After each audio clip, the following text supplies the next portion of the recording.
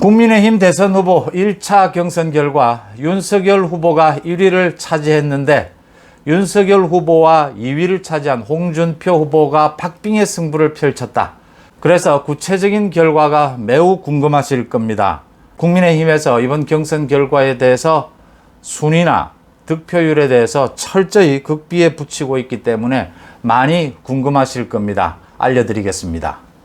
송은재TV 시작하겠습니다. 아직 구독자가 아닌 분이 계시면 구독 버튼 눌러주시면 저에게는 큰 힘이 된다는 말씀 드립니다. 고맙습니다.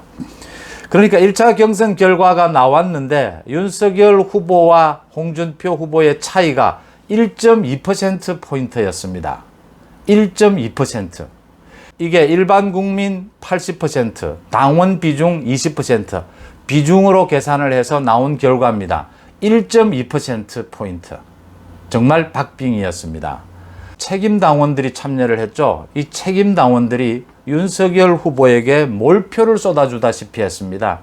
그래서 국민 여론조사에서는 윤석열 후보가 졌지만 당원에서는 윤석열 후보가 압도적으로 이기면서 1.2%포인트 윤석열 후보가 이기는 것으로 박빙의 승부에서 1위를 차지한 것으로 나타났습니다. 국민 여론조사 80%가 적용이 되는 국민 여론조사에서는 5.8% 차이가 났습니다. 윤석열 후보와 홍준표 후보가. 그런데 비중이 20%밖에 되지 않는 당원, 책임 당원들을 대상으로 한 조사에서는 2배가 훌쩍 넘는 무려 30%에 가까운 차이가 났습니다. 그러니까 책임 당원들이 윤석열 후보에게 몰표를 줬다 이렇게 보입니다. 3위는 유승민, 4위는 최재형이었습니다. 책임 당원들을 대상으로 했는데 30% 차이가 났다. 2배보다 훨씬 넘는 거의 3배에 가까운 차이가 났다. 여기에서 비중은 당원이 20%에 불과했지만 전체 승부를 뒤집어 엎을 수 있었다. 1.2%포인트 차이로 윤석열 후보가 1위를 차지했다. 이런 결과입니다. 그러면 이제 내일부터 본격 토론이 시작이 됩니다. 그리고 다음 달 8일에는 2차 경선 결과가 발표가 됩니다. 이번 2차 경선에서의 최대 변수, 첫째는 6차례에 걸쳐서 벌어지게 될 그 토론회에 대해서 유권자들이 어떤 판단을 내릴 것인가 하는 점, 또 하나는 윤석열 후보의 지지율이 반등하는 그런 계기를 잡을 수 있을 것이냐, 홍준표 후보의 지지율 급등세, 이 급등세가 어디까지 이어질 것이냐. 이제 내일부터 토론회가 시작이 되면 토론회의 가장 큰 쟁점, 무엇이 될 것인가? 결국 이거지 않습니까? 지금 홍준표 후보로서는 청년층의 지지를 이끌어내는 데는 성공했는데 국민의힘 당원들의 지지를 이끌어내는 데는 아직 역부족이거든요. 이 부분, 그러니까 윤석열의 몰표를 주다시피 한 이번 1차 경선에서 이 부분에 대해서 홍준표 후보가 침투에 들어갈 수 있느냐, 윤석열 지지율을 깎아먹을 수 있느냐 하는 부분이 최대 관건입니다. 결국 지금 2차 경선을 앞두고는 홍준표와 윤석열 후보의 경쟁이 더욱 치열해질 수밖에 없다. 더욱 치열해지면 좋은 점은 많은 국민들의 관심을 끌 수 있다. 흥행에 성공할 수 있다는 것이죠. 하지만 좀 나쁜 점은 네거티브가 극성을 부릴 수 있다라고 하는 점입니다. 홍준표 후보가 청년층의 지지를 안고 국민의힘 당원들의 지지를 이끌어낼 수 있느냐 듯이 마찬가지로 윤석열 후보는 청년층, 20, 30대 청년층에게 다가갈 수 있느냐 하는 부분도 이제 관건이 될 것입니다.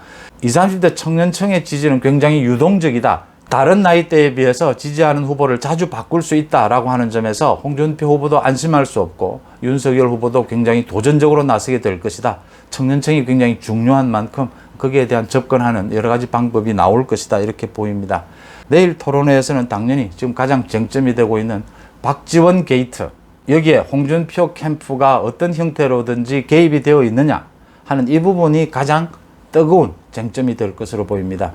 만약 홍준표 캠프 측이 어떤 형태로든지 이 선거 공작에 연관이 되어 있다면 야권의 일부가 여권의 정치 공작에 가담했을 수도 있다라고 하는 굉장히 폭발성이 강한 그런 가능성을 내포하고 있다라고 하는 점이고요. 만약 가담해 있지 않다면, 전혀 가담해 있지 않다면 윤석열 캠프 측이 사과를 해야 되는 그런 상황인데 문제는 이런 내용들이 명료하게 드러나지 않는다라고 하는 점입니다. 지금 보시다시피 제보자인 조승은의 말은 오늘도 오락가락하고 있습니다. 이제 대검에 손 검사가 보낸 것이라고 주장을 하던 그 고발장이 손 검사가 아니라 다른 내부 고발자가 있었을 수도 있다. 또 이런 식으로 이야기를 하면서 그러면 조성은 당신은 그 내부 고발자, 다른 내부 고발자가 있을 수 있다는 것을 어디에서 들었느냐 하니까 거기에 대해서는 말도 못하고 계속 말이 오락가락하고 있습니다. 박지원 원장, 조성은 둘이 식사를 하면서 무슨 얘기를 나눴는지, 이 고발 사주건이라고 하는 이 건에 대해서 전혀 협의를 하지 않았는지, 모든 정황은 박지원 원장이 어떤 형태로든지 코치를 했을 것이다 라는 의혹으로 흘러가고 있는데도 어떻게 명쾌한 해명이 나오지 않고 있습니다. 이런 일들이 흔히 그렇듯이 특히 선거판에서 명료하게 결과가 나오지 않는다. 그런 점에서 토론회에서는 계속 쟁점으로 불거지는 그런 현상을 보일 것이다. 이렇게 예상이 됩니다. 이 손준성 검사에 대해서는 지금 여권 안에서도 불이 붙었습니다. 여권 내부에서도 갈등 요인이 됐습니다. 어제 그러니까 추미애 후보가 나서서 손준성 검사를 왜 유임시켰느냐라고 하는 이낙연 후보의 질문에 손준성 검사를 비호하는 세력이 청와대에 있었다라고 폭탄 발언을 하면서 여당 내부에서 손준성이 여당에 더 가까운 사람이고 손준성 검사를 비호한 세력이 청와대에 있었다라는 것을 추미애가 자신의 입으로 말하면서 여당 내에서 지금 또 갈등 요인이 되고 있습니다.